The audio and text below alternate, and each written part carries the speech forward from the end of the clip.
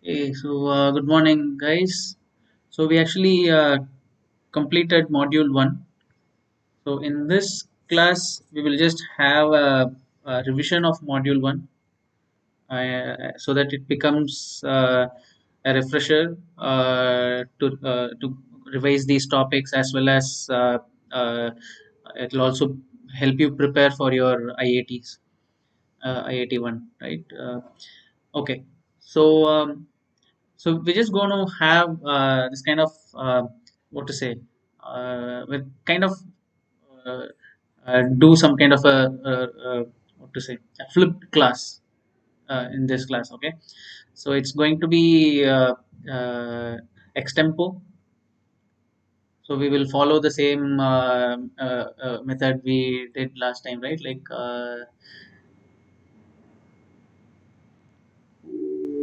Aliyah, right? What's her name? Yesterday she was the one who mentioned she didn't like being picked. So, but we will continue to do that because that helps me to get in touch with many of you, because you may not volunteer your name yourselves, and it's very difficult for me to pick names randomly. Okay, so that's why we ask your friends to pick your name. So anyway, enough of all this. So let's get into the topic. Okay. So what we will do is I'll ask one of your friends to point to one of you guys, and you have to explain the slide that is currently shared. Okay. So you just have to explain that one slide. Okay. So we'll kind of make it a game. Okay. It's going to be a flip class where you're going to give the lecture. All right. So it's okay if you don't know, so you can actually try to make something out of it, and then try to explain what you understand. All right, so these are the different topics that we've seen in module 1. Okay, and I think these are all not so important. All right. We'll just start with this. Okay, so what is computer architecture? Okay. Hey Vaibhav, can you point to someone who can answer this?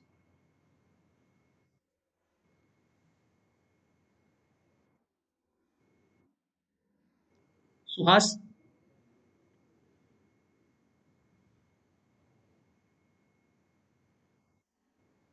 Hey Suhas, you can see the screen, right? Don't read whatever is written, okay, but just try to explain what you understand from this. Okay, the question is, what is computer architecture?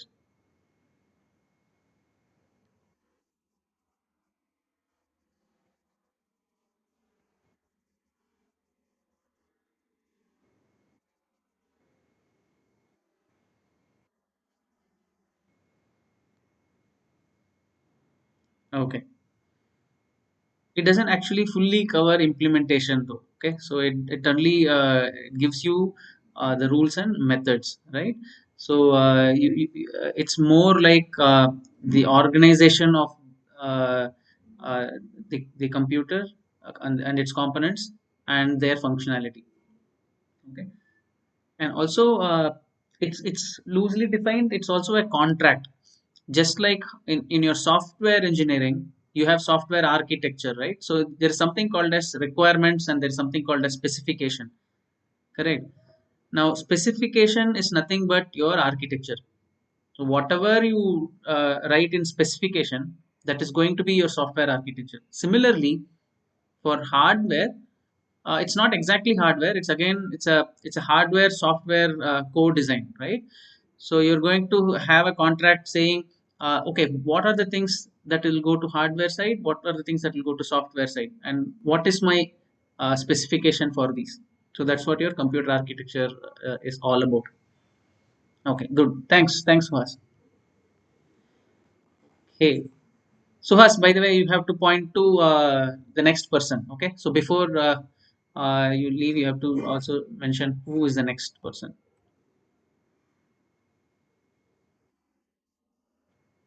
Sai Krishna. Yeah, can you explain the slide in front of you?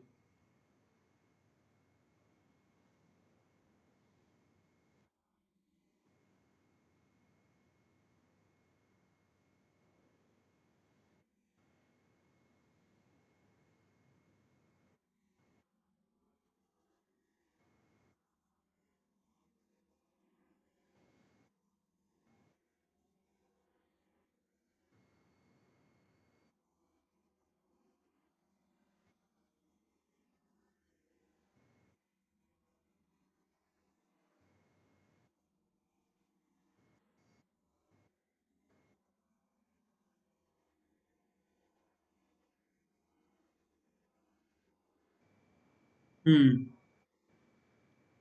Good. Why all these things are coming in elements of modern computer? Why like all your operating system, compiler support and all is coming in computer? Is this part of computer?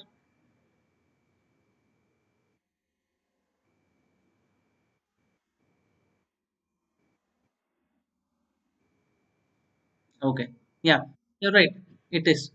It is. Okay. So that's why you have that in this slide. Of course it is. But the point is, see, earlier days, right? In earlier days, when I mean earlier days, like 60s, 1960s or early 70s, you never had the softwares and hi-fi operating system, like operating systems, right? So when you say computer, it only refers to your hardware. Okay, but not anymore, right? So we started having software as part of your major component in your as part of your computer. So when you say computer, it comes as a package. Okay, so that's what this slide says. Great, nice. Okay, uh, yeah. Can you point to the next person, Srikanta? Can you point to the next person?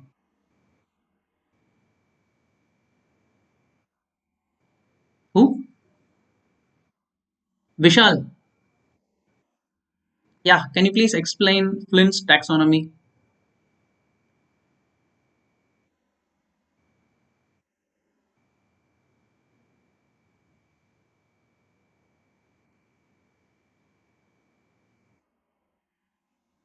can see the slide, right? Yeah. Okay.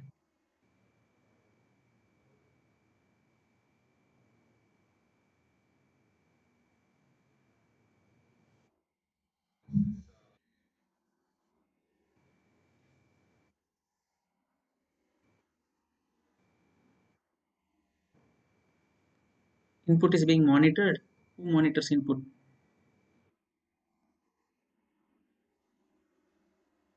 Okay. Yeah. Okay. So how is it done?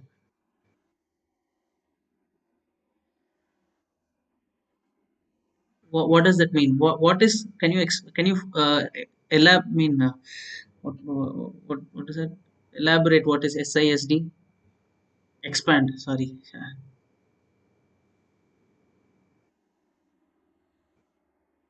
What is SISD?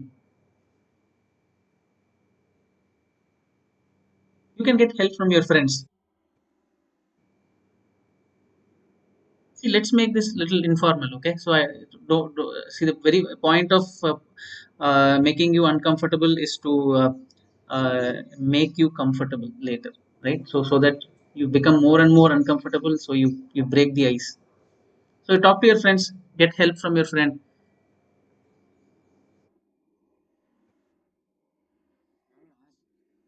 Don't ask me permission. You just ask Sai.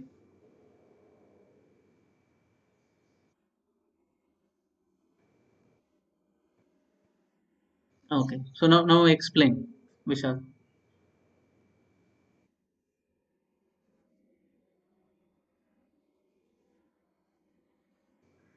Okay.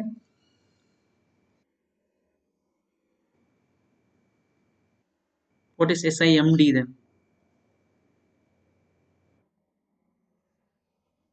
Ah, nice. Okay. Okay. Yeah. Then what do you mean by that?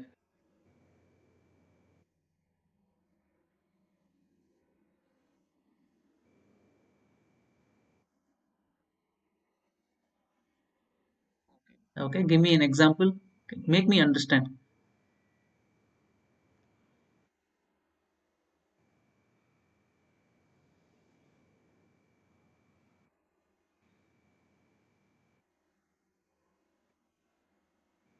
If you take a single instruction, single data, I'll give you an example, right? Add A, comma B, comma C. Okay, so C equals to sorry, A equals to B plus C, right? So that's your single instruction and single data. Okay, so I'm just taking one data. Yeah. So then what is SIMD?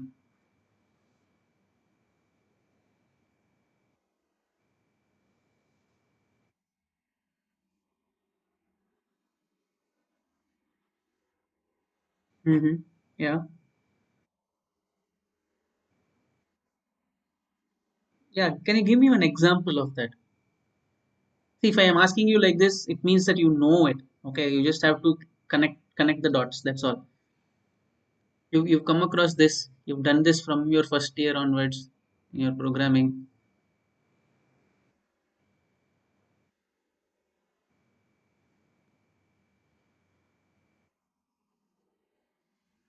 Yeah, yeah. Give an example, right? So somehow make me understand.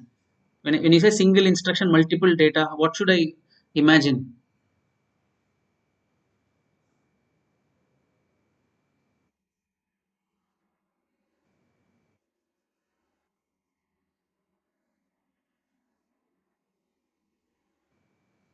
Ah, right, correct. Multiple B's and C's. When do you do that? Yeah, yeah. So what kind of input will have multiple B's and multiple C's?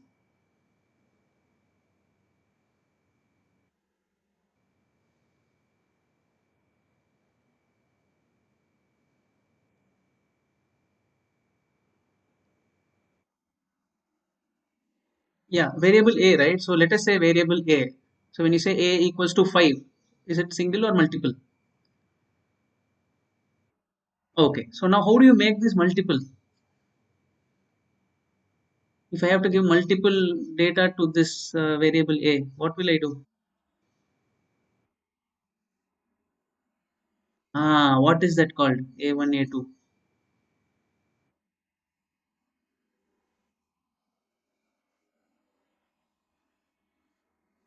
Okay. It's called array. Okay.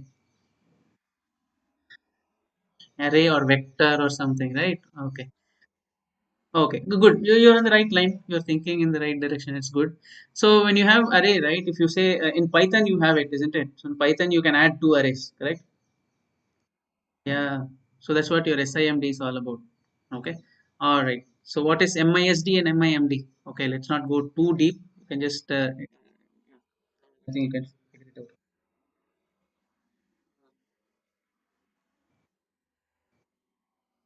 Multiple instructions, right? All right. So I think now you guys can imagine, right, how it's going to function. So multiple instructions, single data is going to be like I have only A, B, C. That's all. It's not a vector, but I will do A equals to B plus C, and then I'll have something else A2 or some name some other variable, right? So basically, I'll do A B plus C, B minus C, B into C, and then B divided by C. All these things. So these are all different instructions, but the data is the same. Okay. All right. Good. Nice. Thanks. Now point to someone else.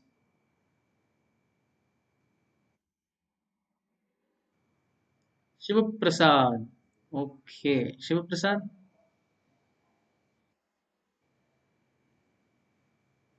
Are you here, Shiva Prasad? Okay.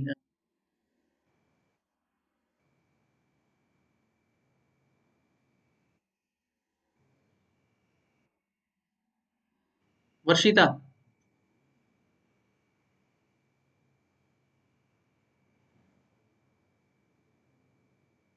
Varshita.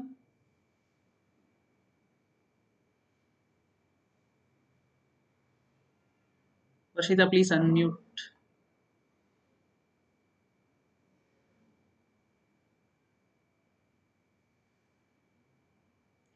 We'll try someone else. We'll wait for her to come back. No. No, are you here?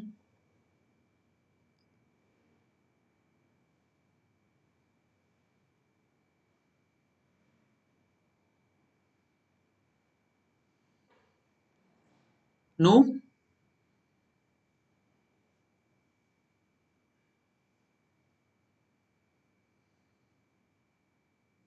Come on, Vishal. Pick someone.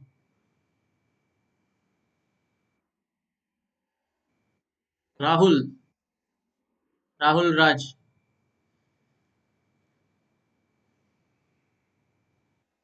These guys are going to be pissed off with you. They just logged in and left somewhere and you're calling out these guys' names.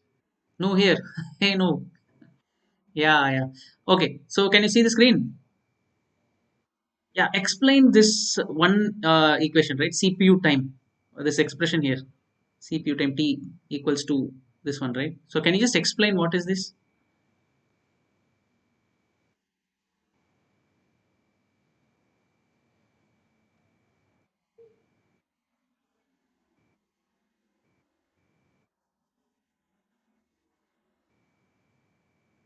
Okay.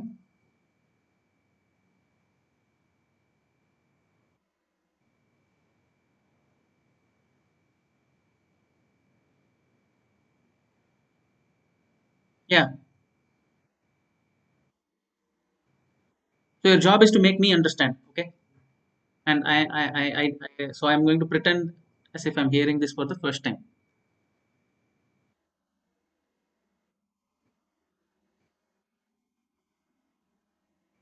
No, I don't need definition. Just make me understand. You make me understand this equation. That's all. What is IC? What is CPI? What is tau? Why are we multiplying this? When we multiply, what do we get? Like that.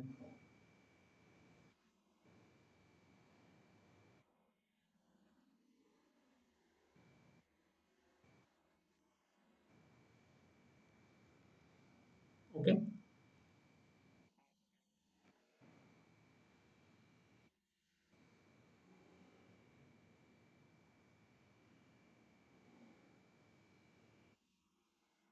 What is CPI? Yeah, IC. You're correct. IC is nothing but number of instructions in the program. It's already given here, right? Yeah, correct. What is CPI?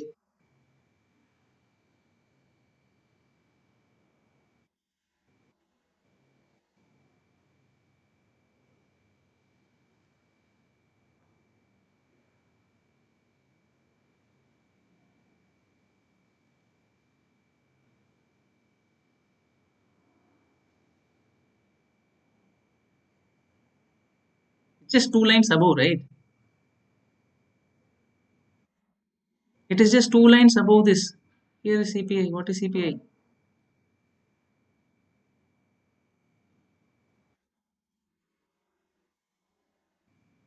Okay.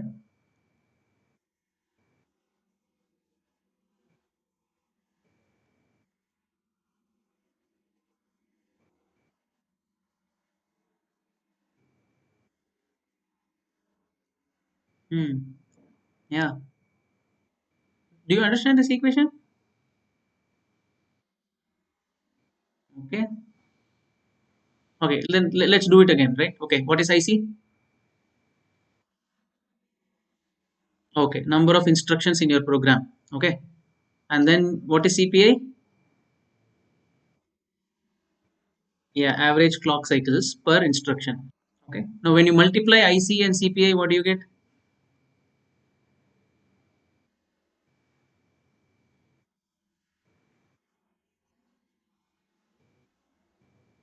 Instructions per cycle. Okay. So this is an average number of clocks, correct, per instruction. How many clocks one instruction takes? Correct. That's what it means. When say clocks per instruction, it means one instruction takes this much clocks. Okay, average. Now when you multiply IC and CPI, what do you get?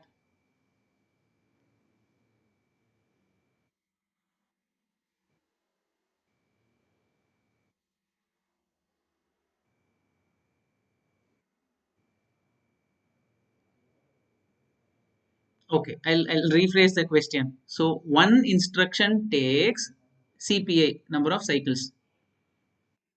How much IC instructions will take?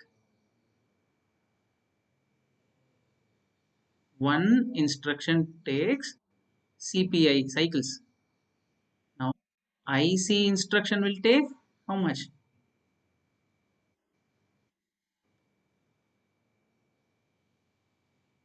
This is your direct proportions, right? Come on, guys. Come on. 8th standard math should kick in.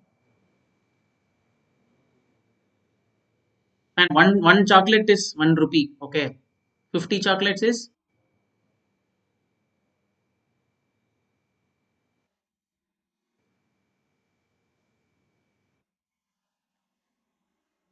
Total number of cycles of what?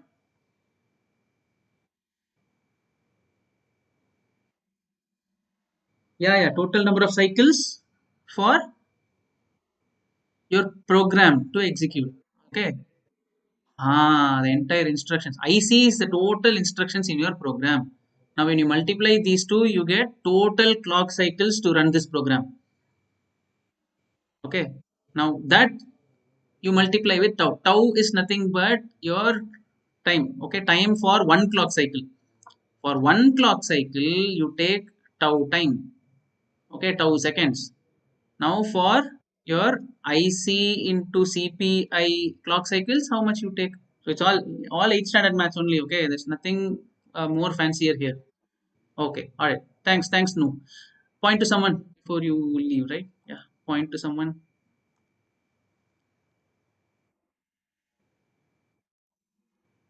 Chaitra. Hey, Chaitra. Yes, your turn now to explain MIPS out of all these formula, right? So just explain one of them, just one of them, one of these three.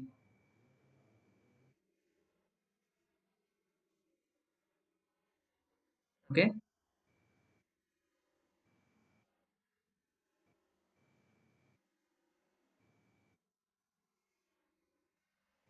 Huh.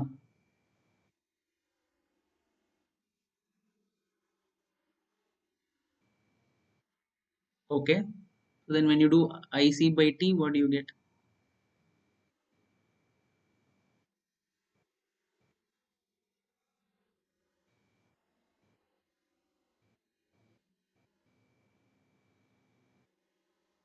No, that's not right. 1 by T is not F. In this case, okay. So 1 by tau is F. Okay, tau. Okay. All right.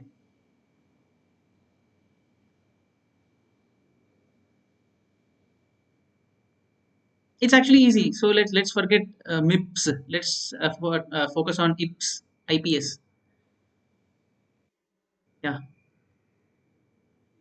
Just explain this one alone. Okay. So if I say IPS, what will I do? How to find IPS? I have I and I have the total time.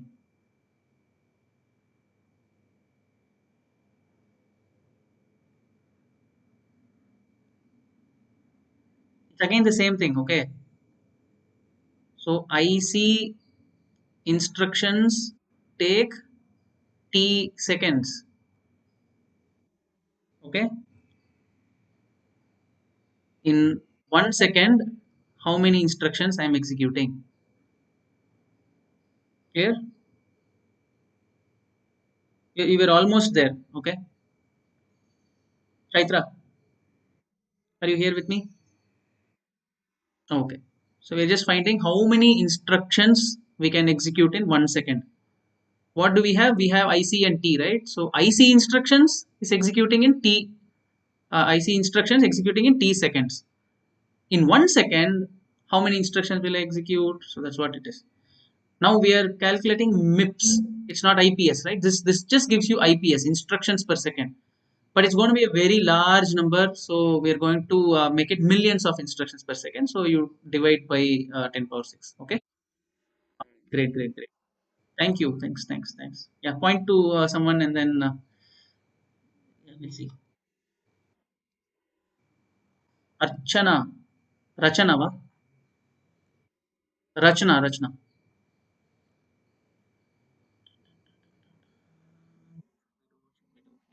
Are you ready? Ready for the? Okay. I just want you to explain these two figures. What are we doing in these two figures?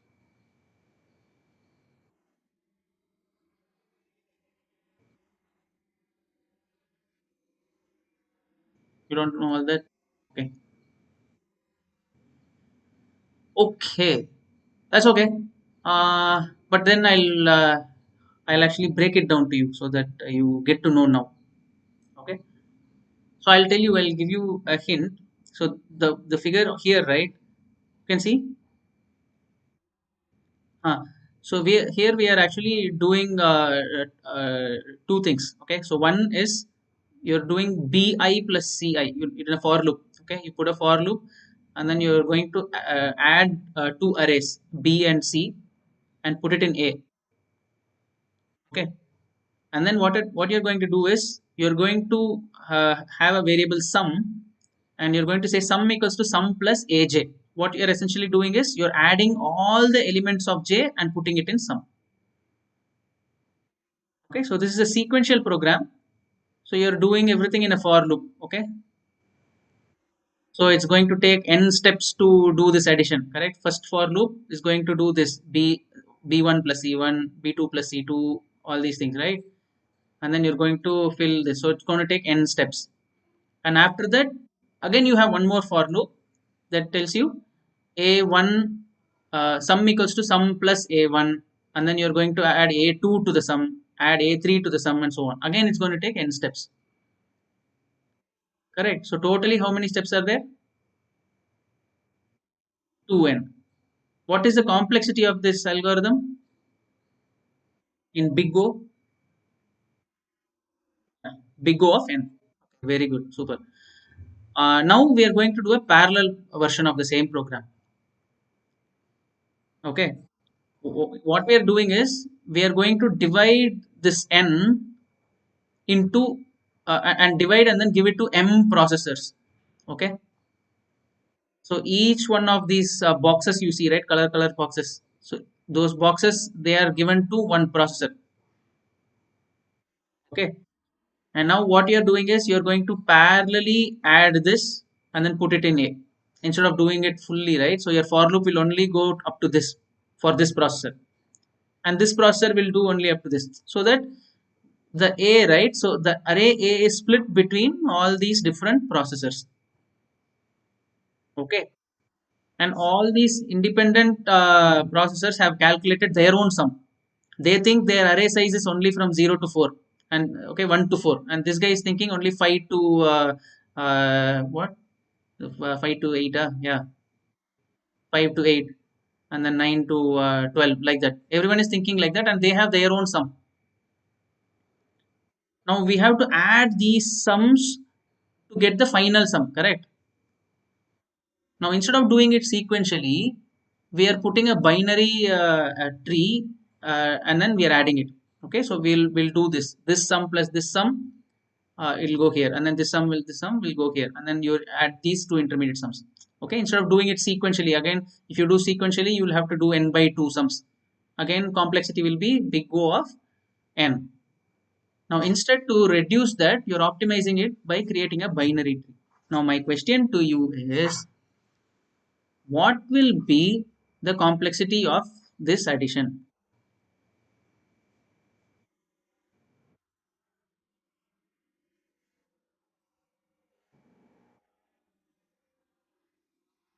Hmm.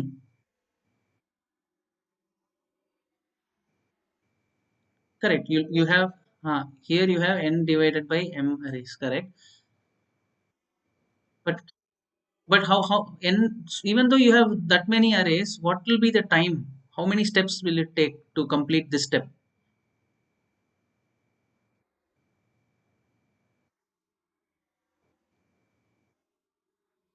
Why?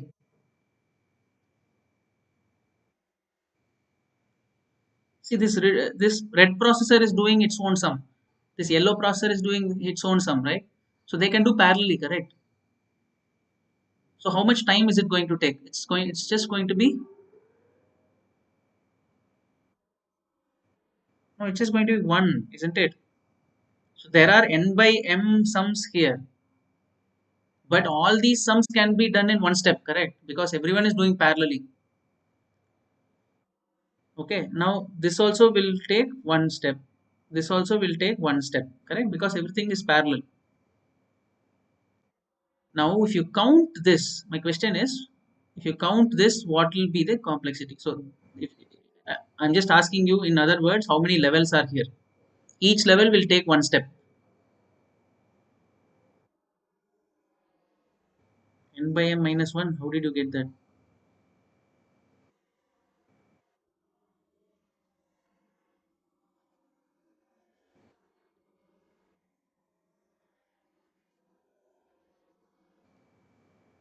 Can you think again? Let's think. It's not in. That's not correct. Okay. So let us say you have 16 sums. Then you are saying it's going to be how much? N minus 1. You're saying it's 15 steps, but it's not 15 steps. 16,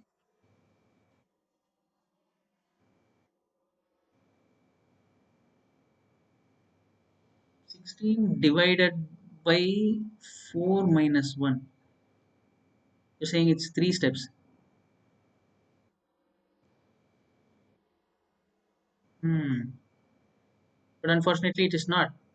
So six. If you have 16 sums, okay, what you will do is you'll actually have 8 here, right? So 8 sums, 8 sums. Sorry, that's the other way around. Okay, so you have 16 sums here. In the next step, okay, in the next step you will have 8, correct? And then you will have 4, 4. You have 4. Sorry. You just have 4, and the next step you will have 2, and then finally you have your sum. Do you understand this pattern? What is this? Yeah, every step will have half the sums as the previous one, correct? What is That's why it's called binary tree. Yeah. And in binary tree, how many levels are there? If you start with 16, you're going to have how much? Ah, actually it will be 4 levels, right? Because 16 is the first step. Yeah. If you have 1024, you have 1024 elements, how many steps will you have?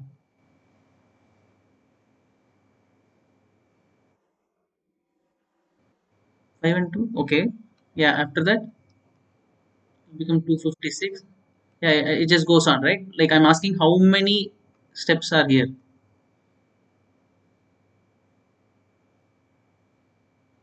Okay, I'll tell you. It's log n, right? Log n to the base 2. Okay. In this case, it is going to be log of n by m. Okay. It's going to be log of your L by m to the base 2. So that many steps is going to be here. Okay. Great. Nice. Thanks. Oh, can you point to someone else? We'll just quickly change the gears. Point to someone. 164. Who is that? 164. Name 164. Aliva. Aliva is here. Okay. She doesn't like to be picked. Hey, 164. Who is 164?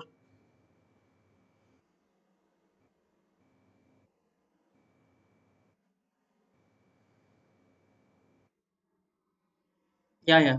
Tell me something.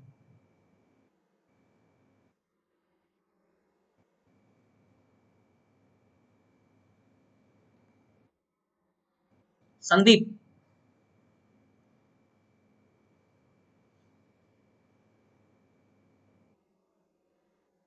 Sandeep.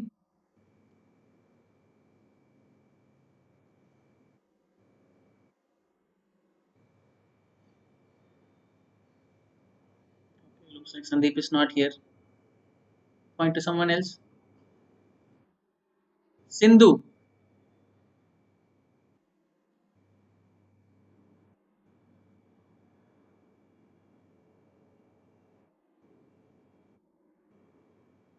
Sindhu. Sindhu R or Sindhu J. So I think both are thinking it's the other Sindhu. Sindhu J.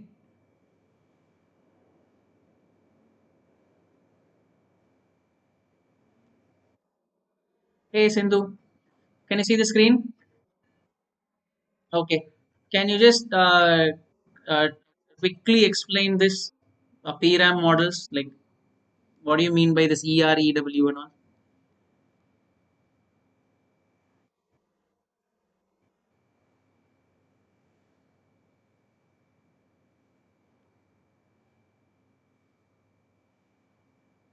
Hey Sindhu, you can unmute and then explain.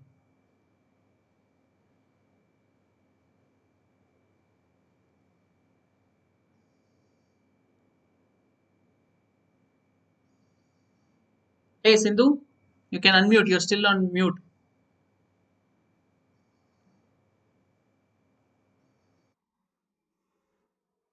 Yeah, I can hear you now.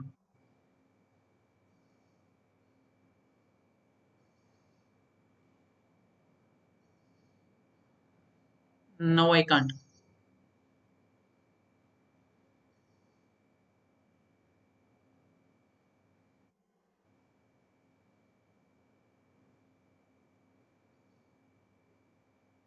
Hey, are you speaking? Can you type?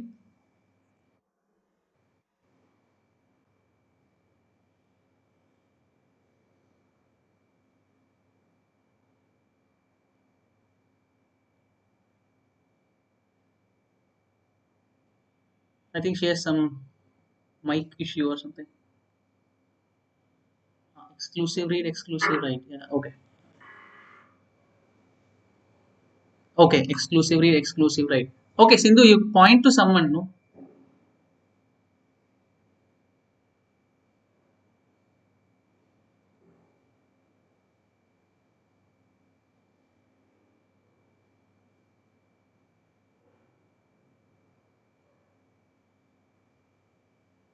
Okay, Sindhu R.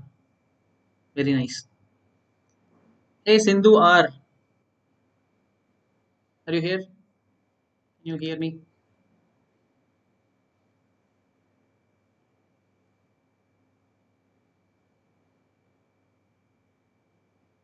Sindhu R.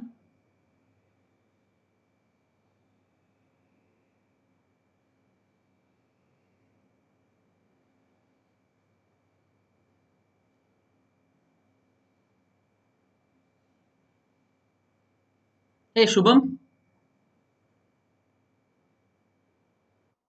Yeah. Can you explain this?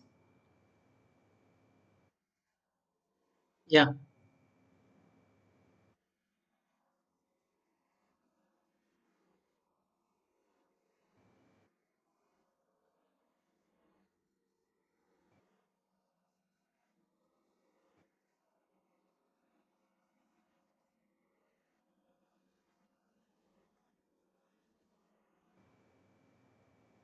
Okay. No, what is EREW, CREW, these things?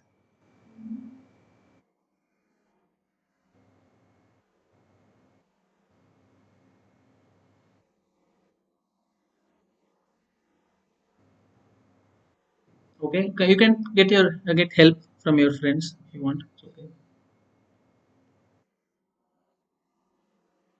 Sure. Bye, Bob.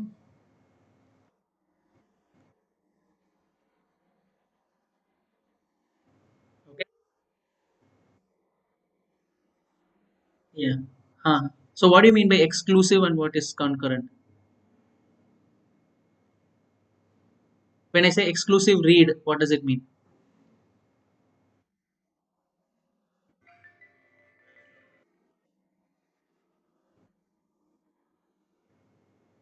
Ah, correct. And then concurrent means?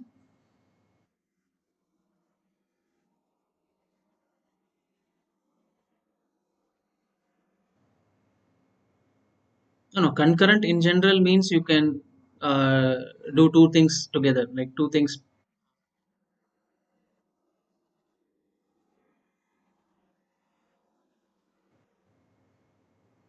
Oh, you're saying exclusive read and concurrent.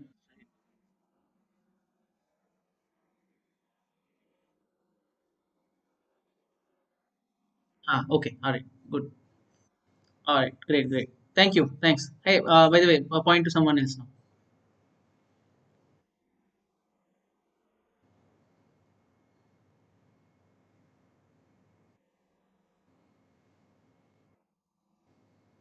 Shreyas. Yeah. Can you tell me what these dependencies mean here in this example? Can you just tell me the dependencies, what they mean? That's all. You don't have to uh, go in detail or anything. Okay.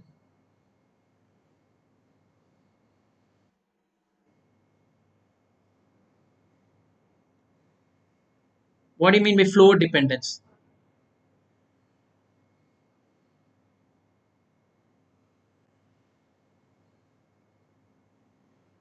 Actually, go to the previous slide. So that helps.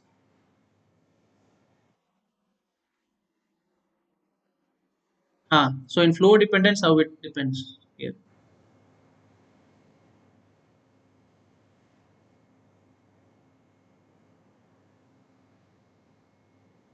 What is raw written here? It's not in the textbook. This raw war and all is not there in your textbook. But then for your understanding, when you say raw, what does it mean? Read after write. So flow dependence means, yeah, the current instruction is reading a data which is actually returned by its previous instruction. Okay, my previous instruction is writing into that register still. Okay, so it's something like saying a equals to b plus c, and then my d equals to a plus 10 or something like that. So, okay, so now d equals to a plus 10 is an instruction that needs a, but that a is being written by somebody else. Correct. So I have to wait for that person to write. So that is my flow dependence. Okay, anti dependence is the opposite of that. I'm going to write after read, and then our output dependence is write after write. Okay, all right, great, thanks. Point to someone else now. Let's make it quick.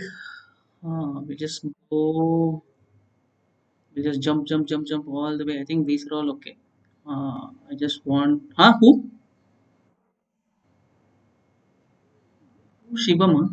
Shivam, hey Shivam.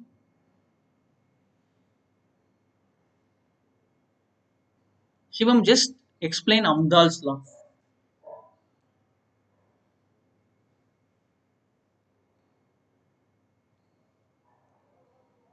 This will be the last question for the day. Shivam,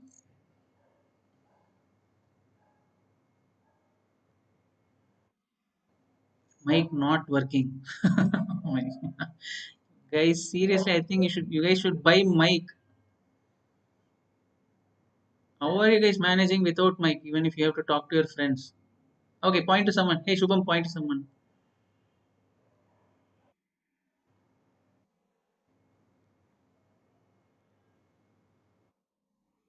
Lavanya.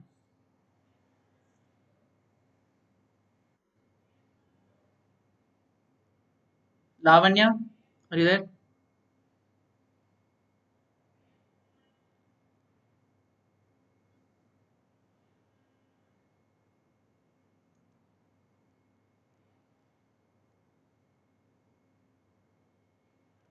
Okay, someone else.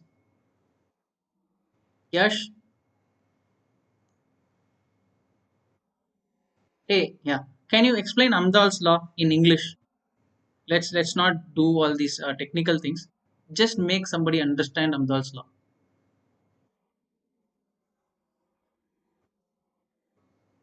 Yeah, this was taken not yesterday. It was taken even before. Last week also I took the same thing. Not there. Okay, get help, get help, help, help. Huh? So Shubham will help you. Shubham, are you okay in helping Yash? Do you need help? Or can I explain?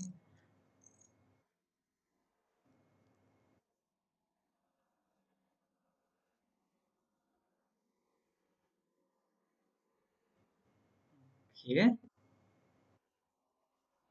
Find latency. Man, if yeah, speed up. Not they're two different things. Okay, yeah. For speed up, you do Amdas law. What does the law say?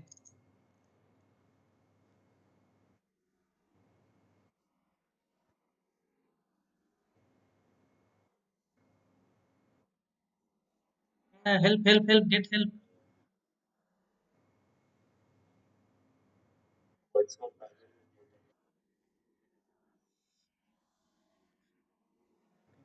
Stuff like that, huh? Okay. I mean, I said English, right? But it has to be precise. Precise English is what I meant. Stuff like that and all is not valid. Yeah, yeah.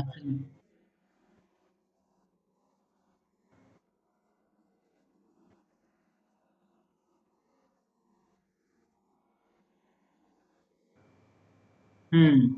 Okay. Vaibhav, do you agree with Shubham? Yeah. Sort of, man. What is it, man? Stuff like that, sort of and all.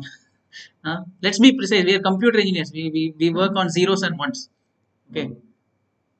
Only ECE people, analog people will do all kind of, sort of and all. We should be like either correct, wrong. That's all.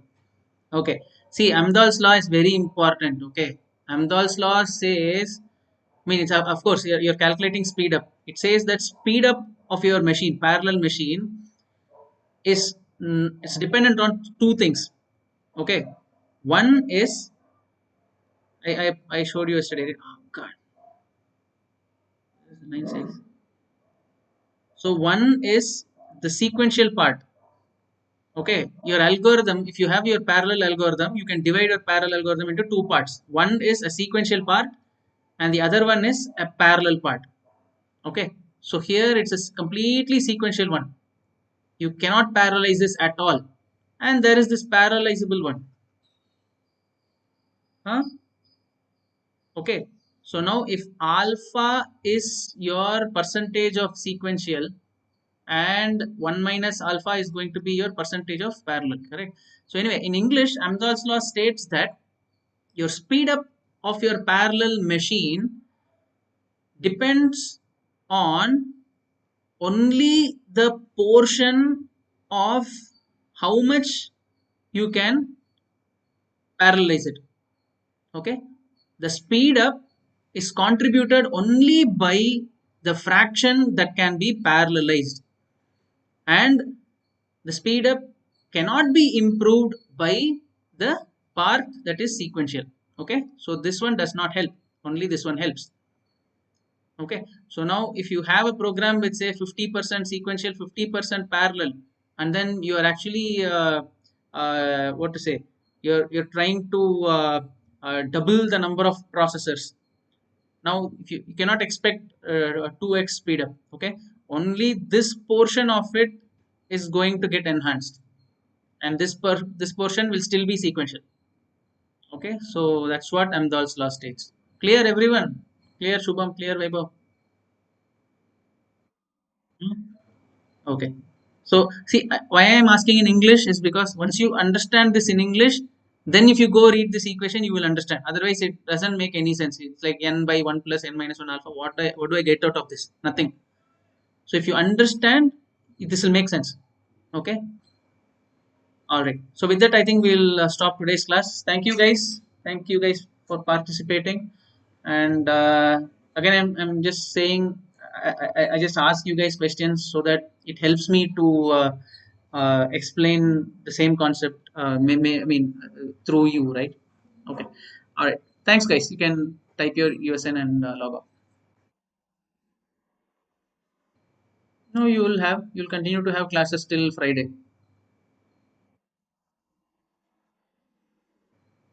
That's what we did, no? Well, other subject, I mean, the respective teachers should take a call.